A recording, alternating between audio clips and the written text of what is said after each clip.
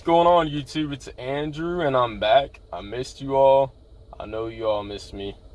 I just got back from a 7-day vacation, and I went all across the East Coast, all of the states, except Florida. I've been to Florida many times since growing up as a kid. But yeah, I went to Philly, New York City to see a friend, and even Boston. So yeah, it was pretty awesome. I'll post some highlights of an Ellis Island boat ride we took at the very end of the video. Definitely recommend visiting that city. It's pretty fun up there in New York. But anyways, what I wanted to talk about is, how do you travel and work out?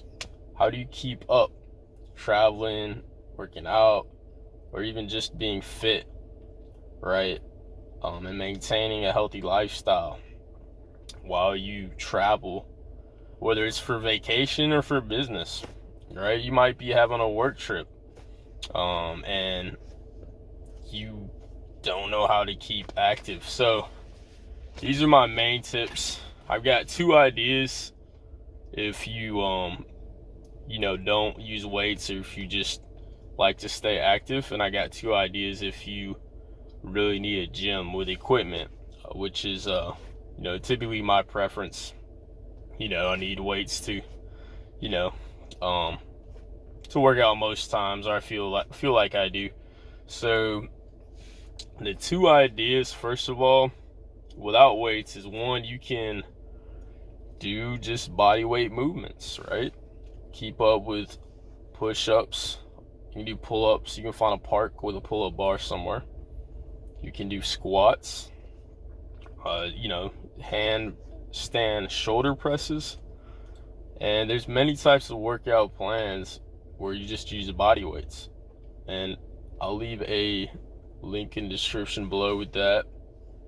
And if you want to make things more challenging with beyond body weight, you can use resistance bands. They really popped up during the pandemic time about a year ago. When you're at the house, and just get some resistance bands, or wherever you are, you can do push-ups with those and go a little bit wider each set after you do about 10, and it really puts that tension on your pecs. You can do that with squats and the other movements as well, and your shoulder presses. And you can get these for 10 or 15 bucks. I got these as a birthday present, I believe. And they definitely are good, adding more resistance if you need that challenge, doing body weight type of exercises. And beyond that, if you need a gym, like I do, doing bodybuilding for a few years, you can find a gym, call around, and most gyms will offer what they call a day pass.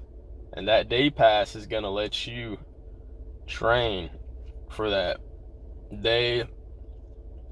Usually it's going to be 10, 15 bucks, depending on what gym it is. Now, don't let gyms talk you into, because there are ones that are saying you only got to have a month membership, which will be like 40 or 50 bucks. Like, nah, come on, that's conning the customer.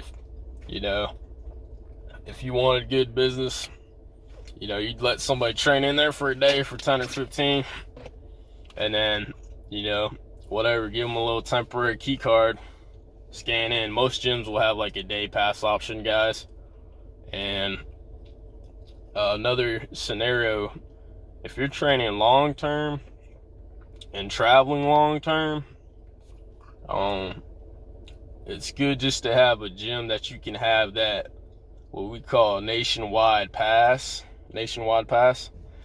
You can train at any gym in the USA that's branded by that company, and there's many that do that. LA Fitness is one, Gold's Gym, Crunch Fitness, we have that in the East Coast, and that's the one I go to. But yeah, usually it's merely a few bucks more just to have that nationwide pass.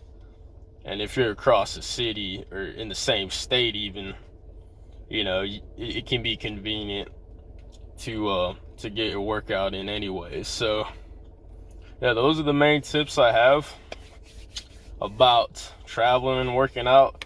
So, you know, there's no excuse not to keep active, guys, you know, wherever you are. So keep lifting or keep moving. And yeah, I will make a video as well of how to really eat healthy while traveling. That was a challenge. But yeah, I'll post